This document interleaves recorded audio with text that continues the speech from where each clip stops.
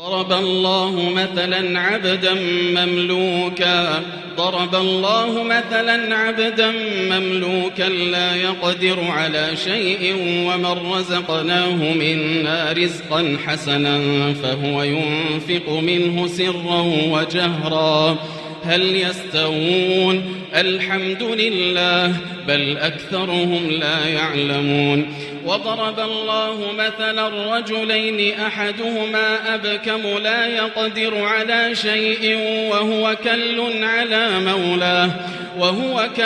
على مولاه أينما يوجهه لا يأتي بخير هل يستوي هو ومن يأمر بالعدل وهو على صراط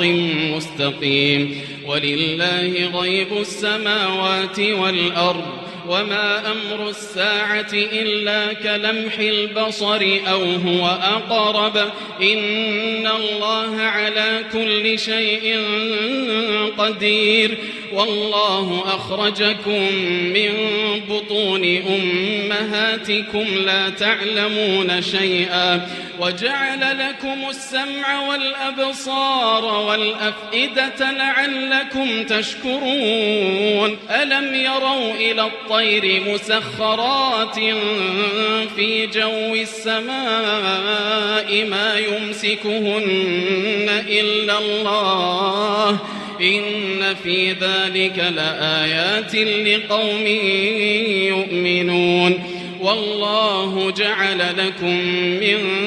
بيوتكم سكنا وجعل لكم من جلود الأنعام بيوتا تستخفونها يوم ضعنكم ويوم إقامتكم ومن أصوافها وأوبارها وأشعارها أثاثا ومتاعا إلى حين والله جعل لكم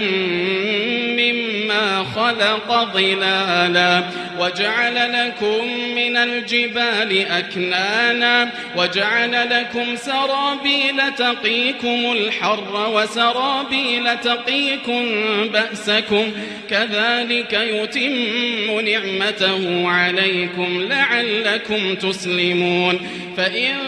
تولوا فإنما عليك البلاغ المبين يعرفون نعمة الله ثم ينكرونها وأكثرهم الكافرون ويوم نبعث من كل أمة شهيدا ثم لا يؤذن للذين كفروا ولا هم يستعتبون وإذا رأى الذين ظلموا العذاب فلا يخفف عنهم ولا هم ينظرون وإذا رأى الذين أشركوا شركاءهم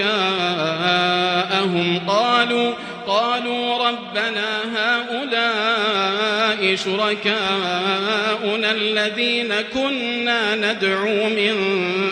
دونك فألقوا إليهم القول إنكم لكاذبون وألقوا إلى الله يومئذ السلم وضل عنهم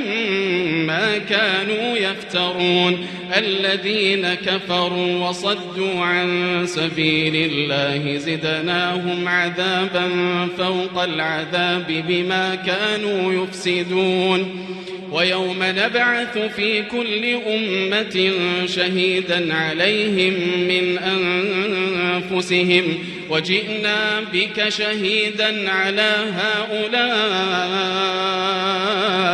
ونزلنا عليك الكتاب تبيانا لكل شيء وهدى ورحمة وبشرى للمسلمين إن الله يأمر بالعدل والإحسان وإيتاء ذي القربى وينهى عن الفحشاء والمنكر والبغي يعظكم لعلكم تذكرون وأوفوا بعهد الله إذا عاهدتم ولا تنقضوا الأيمان بعد توكيدها وقد جعلتم الله عليكم كفيلا إن الله يعلم ما تفعلون ولا تكونوا كالتي نقضت غزلها من بعد قوة أنكاثا تتخذون أيمانكم دخلا بينكم أن تكون أمة هي أربى من أمة إنما يبلوكم الله به وليبينن لكم يوم القيامة ما كنتم فيه تختلفون ولو شاء الله لجعلكم أمة واحدة ولكن يضل من يشاء ويهدي من يشاء ولتسألن عما كنتم تعملون ولا تتخذوا أيمانكم دخلا بينكم فتزل قدم بعد ثبوتها وتذوقوا السوء بما صددتم عن سبيل الله ولكم عذاب عظيم ولا تشتروا بعهد الله ثمنا قليلا إنما عند الله هو خير لكم إن كنتم تعلمون ما عندكم ينفد وما عند الله باق ولنجزين الذين صبروا أجرهم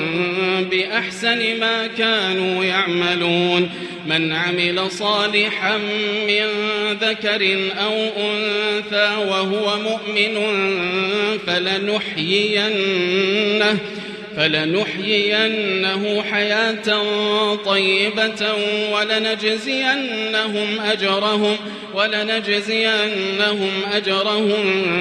بأحسن ما كانوا يعملون فإذا قرأت القرآن فاستعذ بالله من الشيطان الرجيم إنه ليس له سلطان على الذين آمنوا وعلى ربهم يتوكلون